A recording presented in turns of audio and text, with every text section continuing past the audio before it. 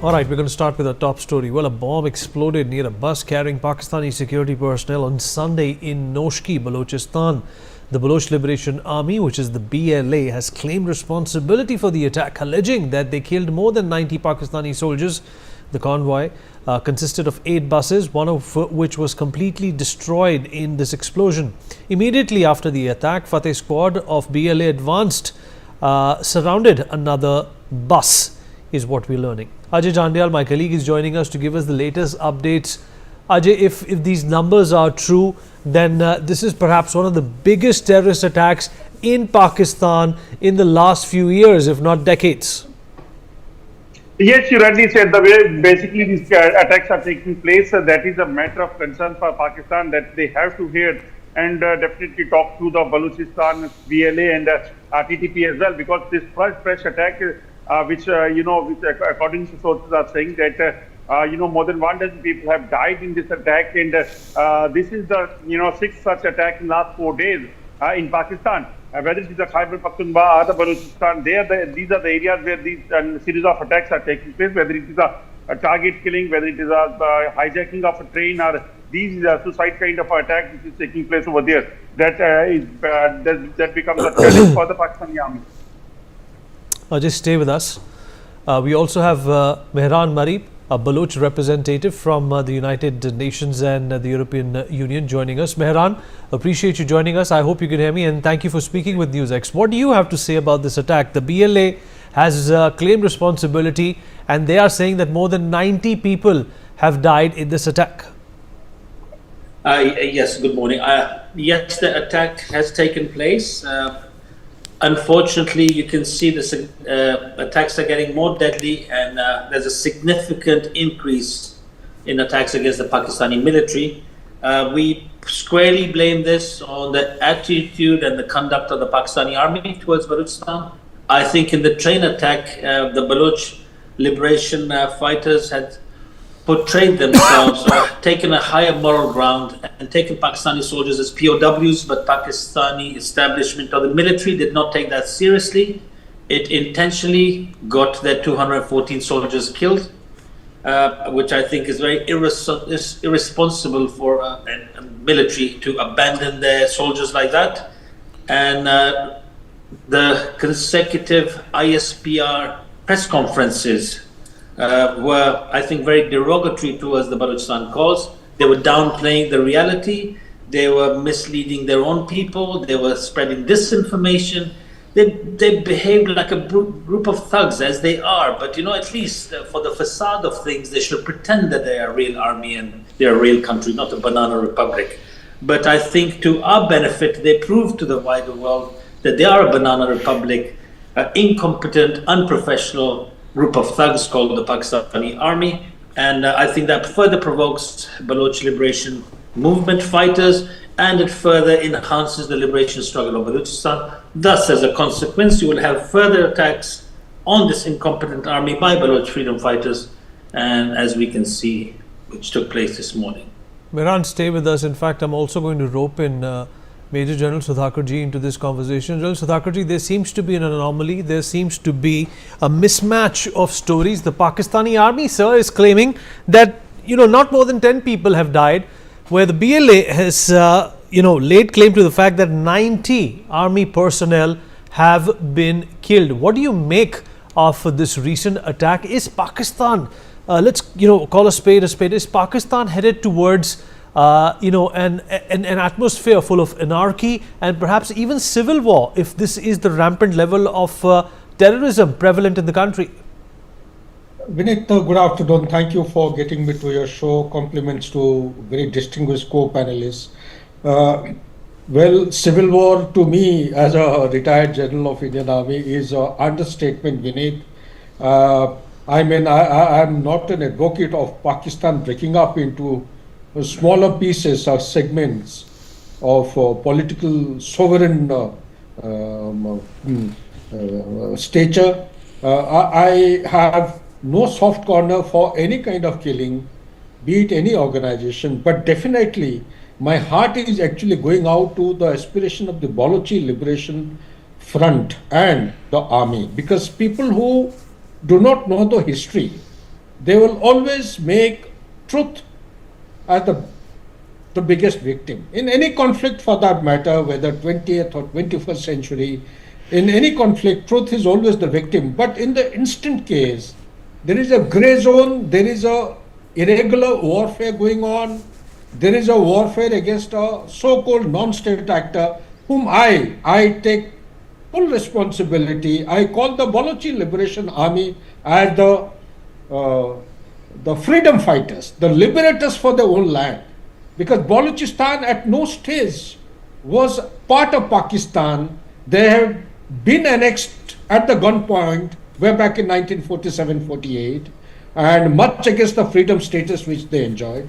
And the momentum which is gaining, the intensity of the insurgency which is gaining, it is actually making Pakistan to self-create a status of balkanization. Having said that, Vinay, just two more lines, if you allow me. I fear that the attacks like Noshki is going to multiply in number in foreseeable future. Therefore, sir, this comes very close to what happened very recently, sir, where BLA insurgents also hijacked a train full of 440 people. Yeah, that's another thing that, yes, since you have given me a trigger, then allow me to dilate. You see, people take it very lightly. This, to my understanding, as a student of military science, I don't think post-1945, why post-1945? Even prior to that, I have not read any recorded history of military warfare where such a kind of a magnitude of ambush has been unleashed or orchestrated. All right, sir, I'll come back to you. We have lots to cover, a lot of details to in fact go through. I will be taking your expertise momentarily. Breaking news coming in. Noshki Show has issued a statement and said that the convoy attacked on the national highway. Explosive-laden vehicle rammed into the convoy, and the initial probes are suggesting that this was a suicide attack. And according to officials, 5 Pakistani army personnel have been killed and 12 have been injured. Ajay Jandyal, my colleague, is still with us on the broadcast. Ajay, there seems to be a conflict in what the BLA has put out and what the Pakistani army is saying. But let's also employ our common sense. If an entire bus has been charred and completely destroyed, it definitely had more than 5 people.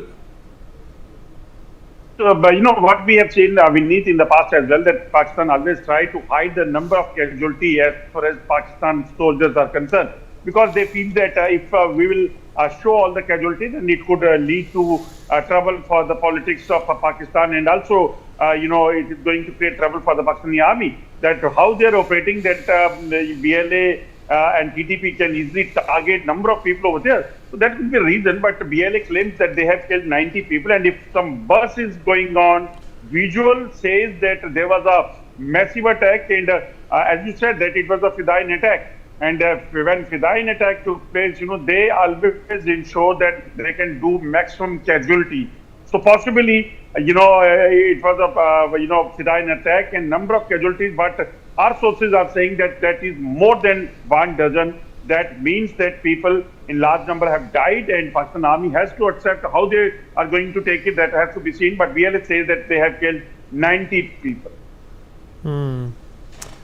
All right. So far, there are conflicting reports that are also pouring in. Mehran, I'm going to come to you again.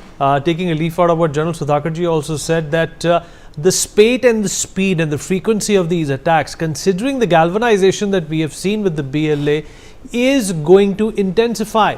What does that do, to the way the Pakistanis have been treating the Balochi people? And what do you think, the Pakistan government is likely to do at this point in time? Are they going to come on a negotiating table, or do you think there is going to be an escalation nevertheless?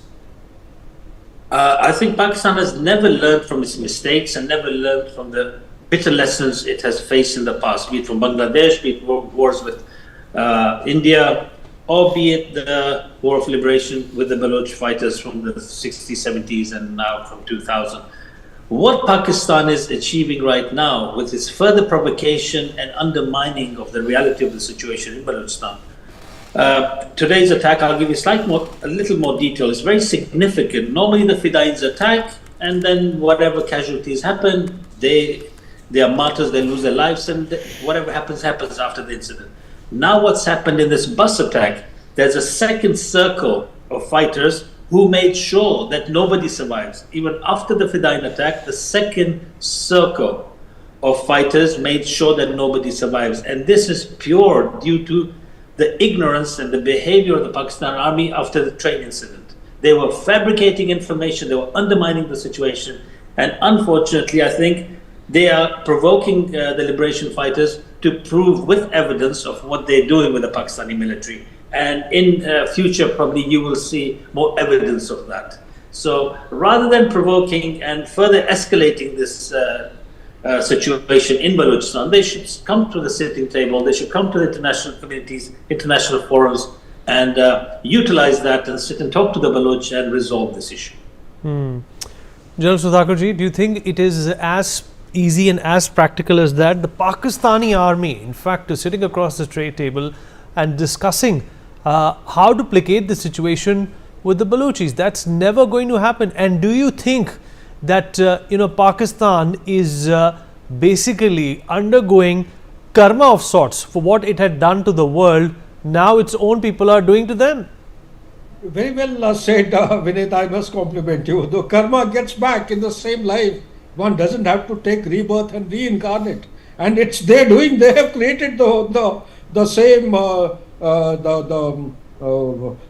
virus which was given birth to is actually coming back to actually devour them. So having said that, Vinit, a couple of facts which Ajay has beautifully covered, as also Mr. Mehran.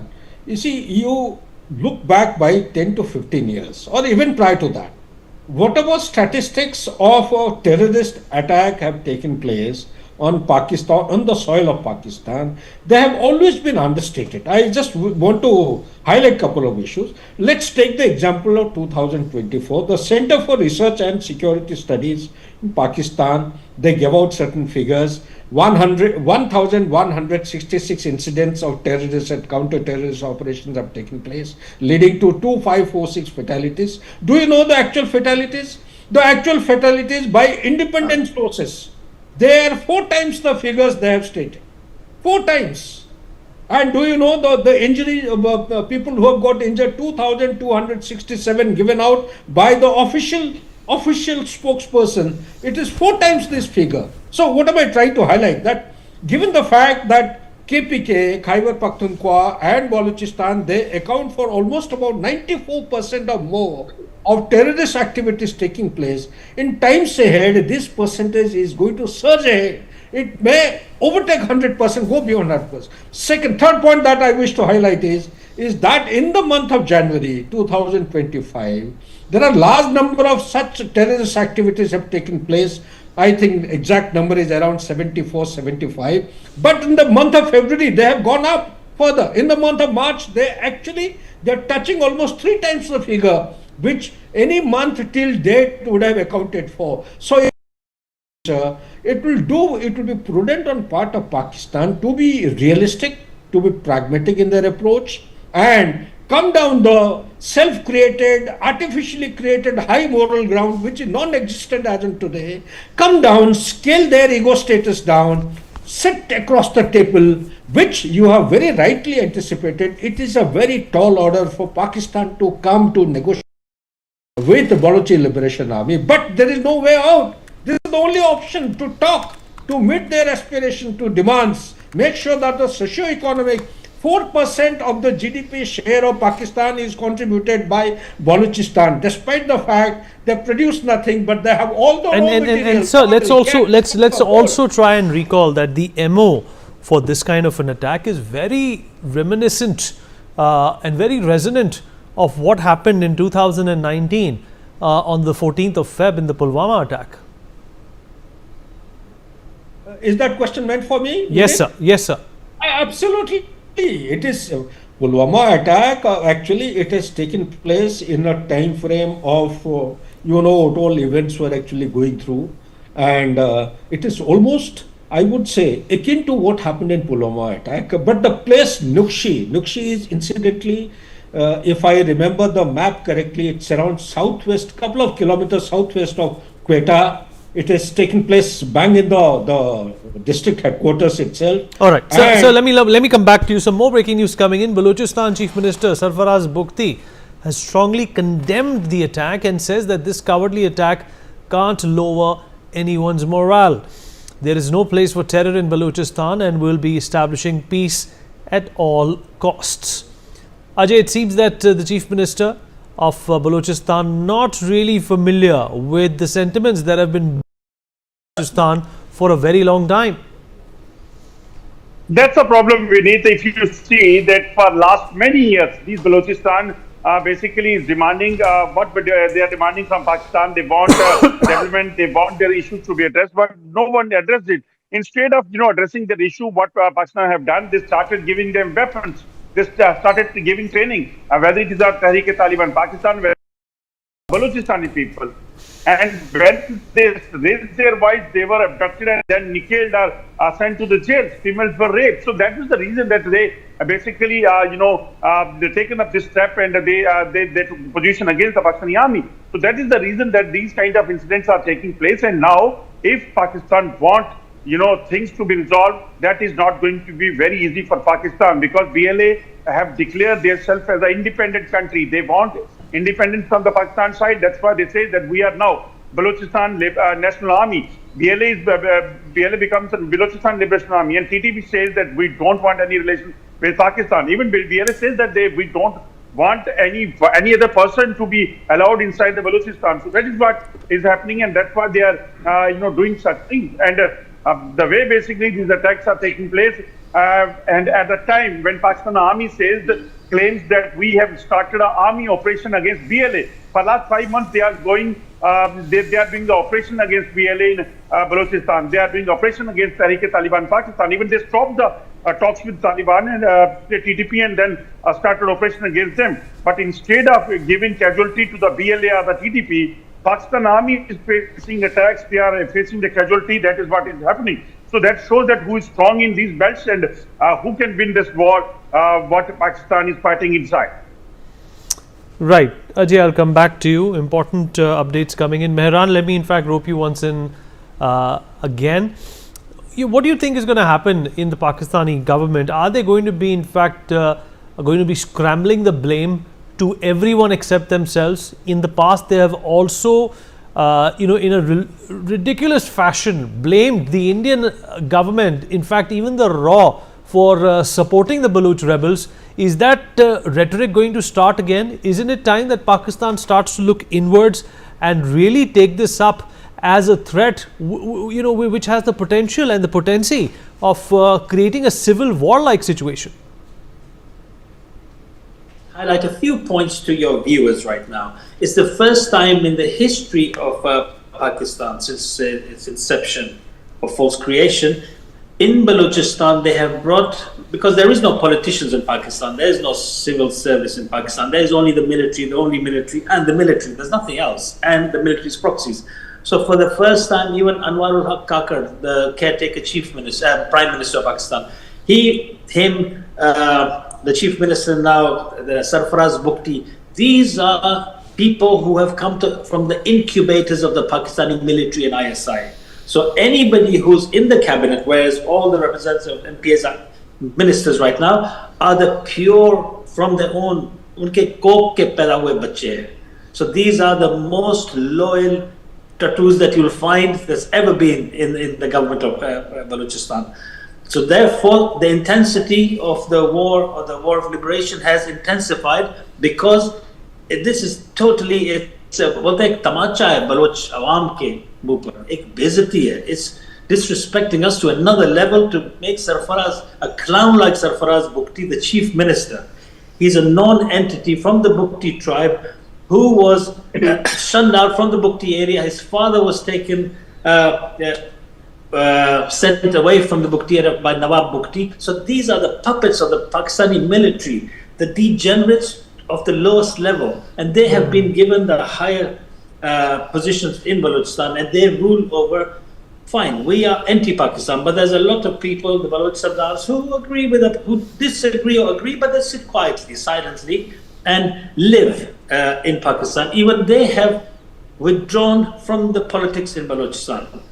Be it Raisanis, the Mangos, they have withdrawn because it's too disrespectful to be part of this gang of thugs. It now coming to the point, Balochistan is at crossroads, and Pakistan army is not in a very favorable position to be arrogant as it has been in the past. It has lost all friends from the US to European Union to China. China is soon going to abandon them. Their viability was their mercenary status, because they could provide jobs, they could do dirty jobs which no other honorable country or nation or army would do. Therefore, they have lost that status now. No one's going to pay them for their services anymore because they cannot provide any more services. They cannot protect themselves. And I think the Balochistan Liberation fighters are proving this point to the international world. Do not rely on them. They can't protect themselves. They wear civilian uniform, go in civilian buses to hide from Baloch fighters. How can they provide any security to the Chinese or any other occupier? In April, mid-April, there was meant to be some kind of an expo where investors from around the world were meant to come to Balochistan, so the Punjabi military and the generals could auction off areas of mineral wealth in Balochistan to these international bidders. I don't think that's going to take place anymore, because I don't think international bidders are going to come. Okay, all right, Mehran, let me come back to you. We have some more breaking news coming in. BLA Chief Bashir Zaib's video message to Pakistan. He says that they will be escalating this war to such an extent that the people of Punjab will come out of their homes onto the streets, grab their army by the collar and scream. Major Mohammad Ali Shah, defense expert, also joins us on the program. Mohammad Ali Shah, your initial reaction to this attack. So far, we have tried to understand what the Pakistani army's reaction is going to be. Are they going to try and placate the BLA? Are they going to in fact go on and be happy with status quo? Or do you think that if there is further escalation to these arbitrary attacks, there could be a civil war-like situation in the country of Pakistan? Really, thank you very much for having me on your show. And yes, the very fact is, BLA is very heavy on Pakistan. When your guest coordinator gave me a call that, this sort of thing has happened in Pakistan, I asked him, which attack? Because back to back, there's been a series of attacks, and now we don't know which one. One is where they have killed the soldiers. One is the train, of course, the train incident. One is where a senior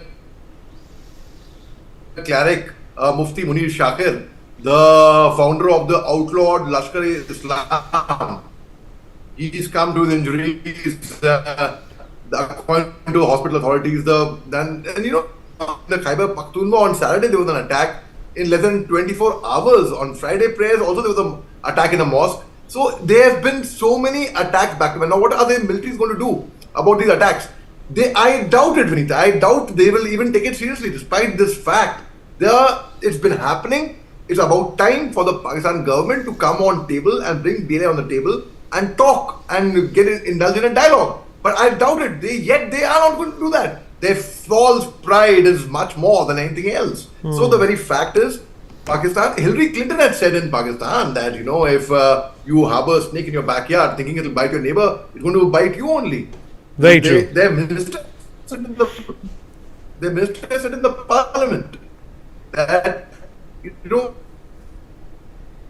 Right, Ali, there seems to be a problem with your network. Ali, there seems to be a problem with your network. Why don't you log off and log in again?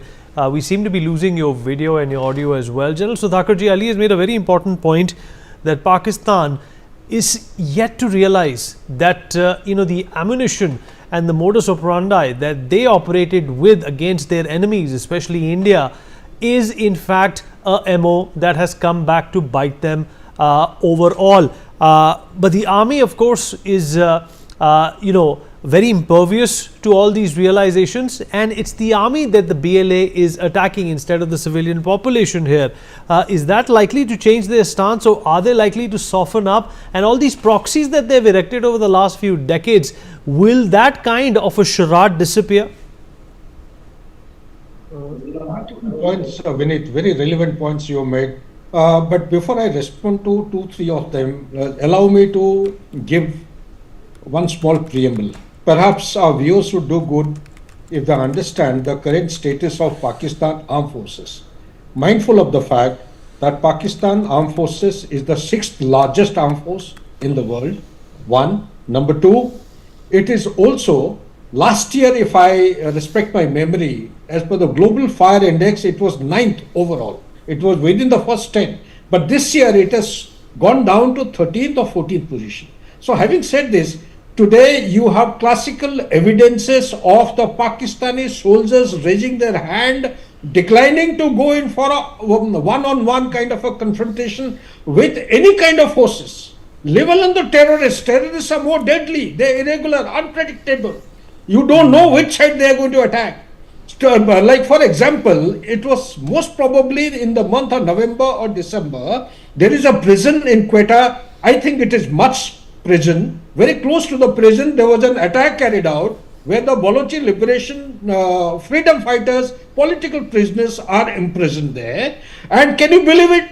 After such a massive attack by BLA, there was no response whatever, no reaction from the Pakistan Army. Why did it happen? Couple of things. Firstly, the capability enhancement is taken out, beating, very serious beating as far as Pakistan is concerned. Number two, the soldiers who are supposed to be there in the combat role, they have started point blank refusing. Sorry, हमें जाना नहीं है. आप हमें court martial कर दो. Number three, they are actually not beefed up or supplied with the regular supply chain of ammunition. Number four, whatever weapons. Right. So some more breaking news coming in. We'll come back to you. While the BLA insists that 90 Pakistani troops were killed, Pakistan's military sources have downplayed the figures, confirming only 5 people have died so far.